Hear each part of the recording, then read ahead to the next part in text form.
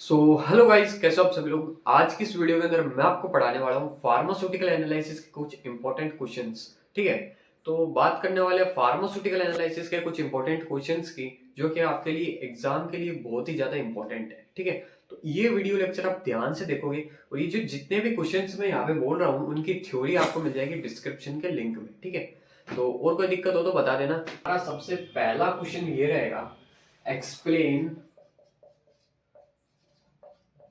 Explain the sources. क्या चीज पूछ रहा है? ये सोर्सेस पूछ रहा है। सोर्सेस पूछ रहा है यानी कि इसके सोर्स क्या है?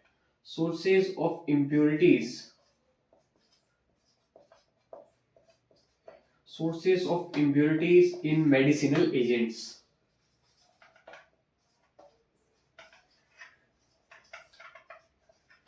तो भाई साहब बात कर रहे हैं सोर्सेस की। Explain the sources of impurities. ये हमसे क्वेश्चन में पूछना क्या चाह रहा है?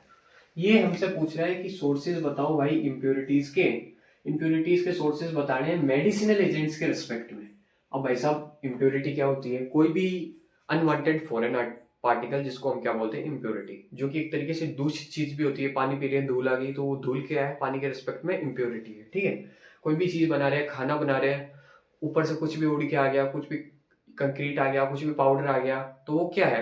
वो उस रेस्पेक्ट में क्या है? खाने के रेस्पेक्ट में, हमारे रेस्पेक्ट में क्या है? इम्प्योरिटी है। ठीक है, तो अब इम्प्योरिटी आने के कुछ सोर्सेज होते हैं, फटाफट से आंसर पे चलते हैं।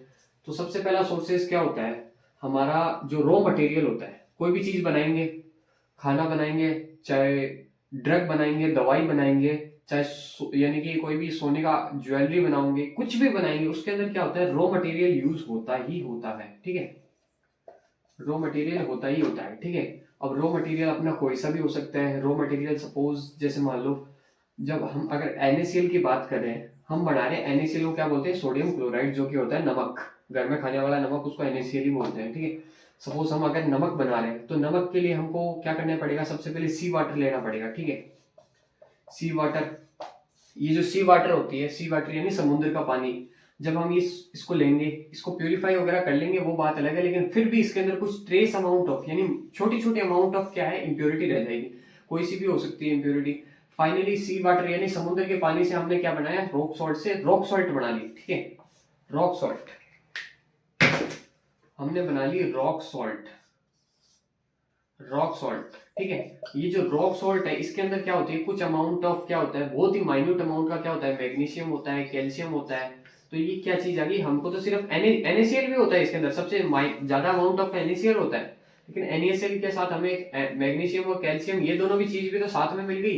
तो ये दोनों चीज क्या होगी? हमारे लिए इम्प्योरिटी हो गई। क्यों भाई? हमको तो सिंपली NaCl चाहिए था, लेकिन इसके साथ हमने कितना प्योर कर लिया, छान लिया, सब कुछ मशीन से सब कुछ कर लिया, लेकिन थोड़ा बहुत अमाउंट तो मैग्नीशियम और कैल्शियम का रह गया ना मेरे भाई।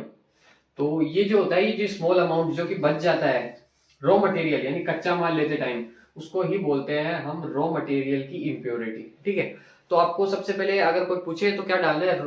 सोर्सेस, सबसे पहला सोर्सेस कौन सा हो गया? रॉ मटेरियल हो गया। ठीक है, रॉ मटेरियल के अंदर आपको एग्जांपल ले देना है भाई। अगर हम जिस टाइम सोडियम क्लोराइड, यानी कि जिस टाइम हम नमक बनाते हैं, ठीक है, नमक बनाते हैं, तो उस टाइम हमको क्या करते हैं? हम लेते हैं रॉ मटेरियल रॉक सोल्ट को। रॉक सोल्ट के अंदर हमको NaCl तो मिल जाता है, लेकिन साथ के साथ मैग्नीशियम और कैल्शियम भी मिल जाता है। ये बात आपको ध्यान रखनी है। ये सारी बात है, मैंने लिंक एंड डिस्क्रिप्शन दे दी है, अब जाके चेक कर लेना। तो अब दूसरा हमारा सोर्स कौन सा होता है? दूसरा हमारा सोर्स होता है time, at the time of manufacturing, यानी कोई भी ड्रग को बनाते समय, ड्रग को बनाते समय यानी ड्रग की मैन्युफैक्चरिंग करते समय कोई भी इंप्योरिटी आ सकती है। ठीक है, तो उसके भी कई अलग अलग कारण होते हैं। सबसे पहला रिएजेंट यूज, यानी कि हम कौन सा रिएजेंट यूज कर रहे हैं।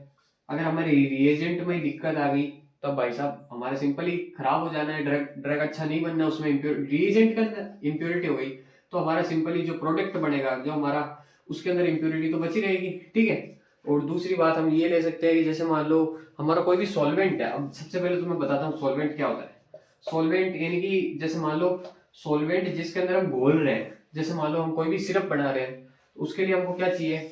सिरप के लिए हमको क्या चाहिए?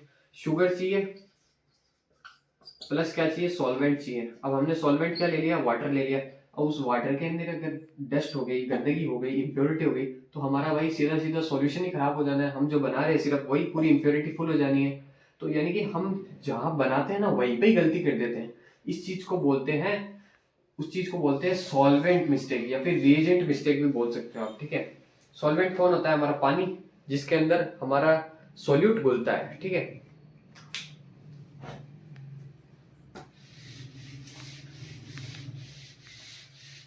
अब उसके बाद हमें बात कर लेते हैं गाइस हमारे रिएक्शन वेसल्स। जैसे मान लो मैंने कोई भी बर्तन यूज किया, जैसे मान लो मैंने कांच का फ्लास्क यूज किया, ठीक है। मैं बना रहा हूँ भाई दवाई, तो मैंने कांच का फ्लास्क यूज कर लिया और मैंने ध्यान नहीं दिया इस कांच के फ्लास्क के अंदर कुछ मिट्टी थी, कुछ दूसरा आयन था, कोई कैल्शियम था, कोई मैग्नीशियम था, कोई लेड था, कुछ भी था।